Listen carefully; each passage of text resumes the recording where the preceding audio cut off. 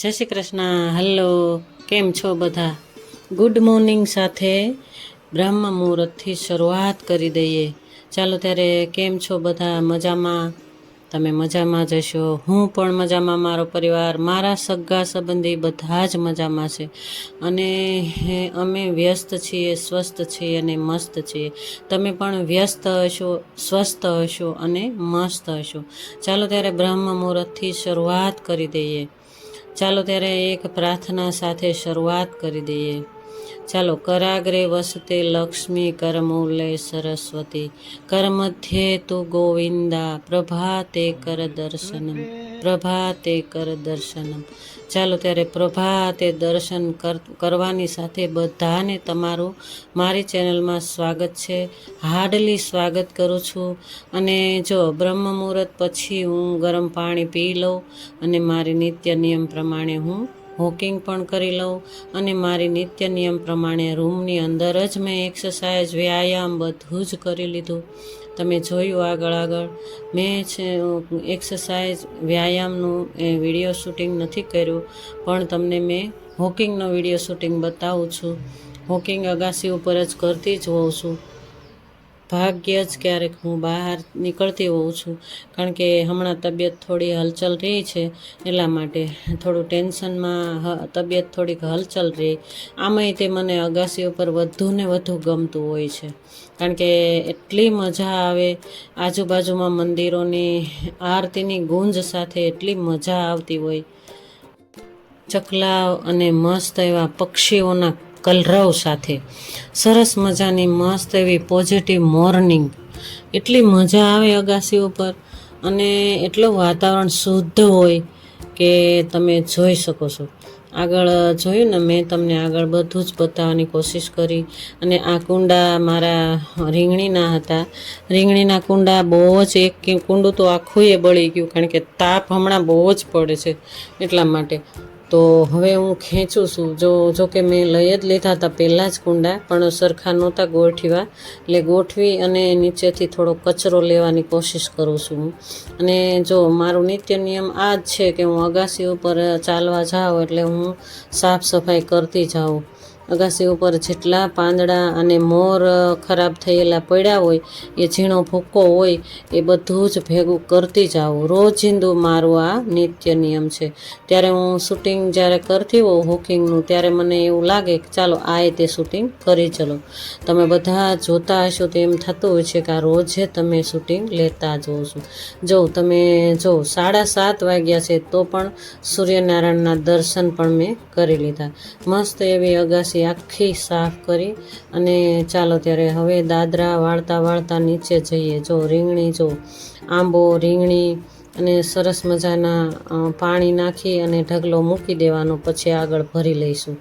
અને એ દાદરા વાળતા નીચે જતું રહેવાનું. નીચેનું કામ બધું પડ્યું જ હોય, ફળિયા વાળવાના હોય અને અંદર રૂમની અંદર પણ સાફ સફાઈ હોય. જો મારાથી બન્યું એટલું શૂટિંગ મેં કર્યું હતું, બાકી મારું શૂટિંગ રહી ગયું હોય છે. જો મસ્ત એવું ફળિયું પણ સાફ કરી અને મસ્ત એવા ઝાડ, જો ને ફૂલ છોડ મારા એકદમ કરમાઈ જવા લાગ્યા, કારણ કે બહુ તડકો પડે. પછી અમે કાલ બહાર ગયા હતા. હું તમને આગળ કહેતી હતી ને કે મારા મમ્મીની એકદમ તબિયત નાજુક છે, એટલે અમે કાલ બહાર ગયા હતા, એટલે બધું જ એમનું એમ પડ્યું હતું. એટલે મારે થોડી સાફ સફાઈ કરવાની હતી, એ થોડીક કરી લીધી. જેટલું શૂટિંગ થયું એટલું મેં કર્યું, અને બાકીનું બધું જ મેં સાફ સફાઈ તો મેં કરી જ નાખી હતી. જો આ વાસણો મેં લૂછી અને ખાટલીમાં રાખીને જ વહી ગઈ હતી, એમ જ રાખીને વહી ગઈ હતી. એટલે થોડા ગોઠવી દઈએ. અને પ્લેટફોર્મ પણ એટલો ભર્યું છે, જોઈ શકો છો ને તમે. અને આ પાણીની બોટલો મેં એક પછી એક બહાર જ રાખી હતી, કારણ કે મમ્મીની તબિયત બરોબર નથી, એટલે પાણી પણ સાથે લઈ જવું જોઈએ. 1-1.5 કલાકનો રન છે મારા પપ્પાના ઘરનો, એટલે પાણી, તડકો બહુ જ પડે છે, એટલે પાણી પણ હું સાથે લઈ જતી હોઉં. એ બોટલો પણ હમણાં ઘસી અને રાખી દઈશું. પ્લેટફોર્મ એકદમ ક્લીન કરી નાખશું. ક્લીન હોય તો બપોરના રસોઈ કરવામાં પણ સારું રહે. અને આજે ગુરુવારનો દિવસ છે, એટલે ચાલો ત્યારે વિચાર્યું કે ગોળો પણ વીછળી નાખીએ. મસ્ત એવો ગોળો વીછળી અને એકદમ પાણી જે પહેલાંનું હોય તે કાઢી નાખીએ. અને હું આગળ વાત કરતી હતી મારા મમ્મીની તબિયત. હા, મારા મમ્મીની તબિયત એટલી બધી નાજુક છે. આ વખતે તો મારા મમ્મી બોલ્યાય નહીં. ગઈ વખત અમે ગયા ત્યારે મારા મમ્મી મારી સાથે બોલ્યા હતા. આ વખતે તો જીભય બંધ છે, આંખ પણ બંધ થઈ ગઈ છે અને એકદમ નાજુક પરિસ્થિતિ છે, એટલે થોડો ટેન્શન પણ છે. એટલે તમે ચલાવી લેજો. મારા વોઇસમાં પણ કાંઈ ભૂલ થતી હોય કે મારા શૂટિંગમાં પણ કાંઈ ભૂલ થતી હોય કે કાંઈ ક્લિયરિટી સારી ન હોય તો મારે જો મેં ક્લિયરિટી સારી નથી જ હોતી, કારણ કે મારે મોબાઈલ એવો થઈ ગયો, જો લેવા જવાનો પણ ટાઈમ નથી, કારણ કે મારા મમ્મીની તબિયત થોડી નાજુક છે, એટલે ટેન્શન ચાલતું હોય ને એમાં હું ભૂલી જ જાઉં છું. બજારમાં જવું પડે, જોવું પડે કયો પીસ સારું છે. મારી દીકરી એમ કે મમ્મી મને આવવા દો, ત્યાર પછી આપણે મોબાઈલનું કાંઈ કરશું. ત્યાર પહેલાં મારે કેટલા એવા કુટુંબીસના એમ કે છોકરાઓના કોઈને એટેક આવી ગયો હોય, કોઈ અરે કેટલા એવા 4 થી 5 અમારા કુટુંબમાં જ્યાં જોઉં ત્યાં તો કે આજે પાણીઠોળમાં જવું છે, આજે આ મરણ થઈ ગયું. મારા બેન, મારા માસીના દીકરી પણ તમને આગળ મેં લોકમાં કીધું હતું, તે પણ જતી રહી. એવું હું જોઉં ને ત્યાં સુધી મને અઠવાડિયાથી તો હું એક જ આમ સાંભળું જ છું કે અહીંયા મરણ થઈ ગયું, અહીંયા બેસણું હતું, અહીંયા આ હતું. તો એ બધું મને મારા શરીરને ઘા લાગે છે. મને મારું પુરાનું બધું મને યાદ આવે છે. મારો દીકરો જતો રહ્યો ને એ મને બધું તાજું થાય ને એટલે મારું શરીર છે ને કામ જ નથી કરતું, હે ને, એમ કહી શકું ને તોય ચાલે. કારણ કે તો પણ આ જો રૂટિન કામ તો કરવું જ પડે. આપણે રૂટિન કામ કયું મૂકી દેવાનું, ગમે જ નહીં. જો કિચનમાં ઘરવું જ ન ગમે, પ્લેટફોર્મ સાફ ન હોય ને, ક્લીન ન હોય ને તો આપણે કિચનમાં ઘરવું જ ન ગમે એમ થાય. હાલો ત્યારે જો ગોળામાં 2-3 બોઘરીઓ નાખી જ દઈએ. જો આ મસ્ત એવી બોઘરી મેં અલગથી જ રાખી જ છે અને એ સરસ મજાની બોઘરી સ્ટીલની અંદરથી સ્ટીલ છે, બહારથી એવું પેટર્ન છે. મસ્ત એવી નાની એવી તબડકી એવી સરસ મજાની બોઘરી છે, મને બહુ જ ગમે છે. જો આવો ત્યારે હવે આ સ્ટોરેજ થોડુંક નડતું હતું, એમ થયું કે હવે શિયાળાને કહી દઈએ બાય બાય. શિયાળો બાય બાય કહી અને હવે શિયાળાના બધા ગરમ કપડાં સંકેલી અને રાખી દઈએ. ચાલો ત્યારે જો શિયાળાના બધા જ કપડાં મસ્ત એવા સંકેલીને રાખી દીધા. અને થેલા છે ને આ તમે હું પહેરતી હોઉં છું, આગલા બ્લોકમાં તમે જોતા જઈશો. આ ટોપો બહુ જ ગરમ ને મસ્ત એવો ટોપો છે.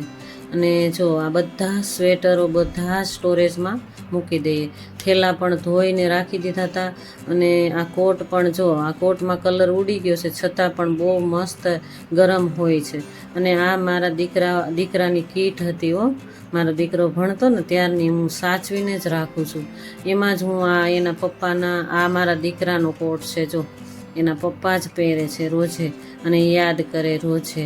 એમ થાય કે ચાલો આ ભાઈની કીટ જો મારો દીકરો હતો ને ત્યારની કીટ છે, મારો દીકરો વાપરી અને પછી મારી દીકરી સ્કૂલે લઈ જતી.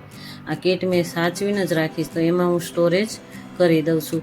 આ વધારાના કપડાં બધા સ્ટોરેજ કરી અને માળીએ મૂકી દઈશું, હે ને. આગળ નડતા હોય છે બધા મોજા નાન તેન બધું માથે બાંધવાનું, આ બધું જ મને આગળ નડતું હોય છે. એટલે બધું જ મેં કીધું થોડું સ્ટોરેજ કરી દઈએ, વધારાનું કામ કહેવાય આ, પણ મૂકી જ દેવું પડે. કારણ કે હવે શિયાળો જતો રહ્યો છે ને ઉનાળો આવી ગયો.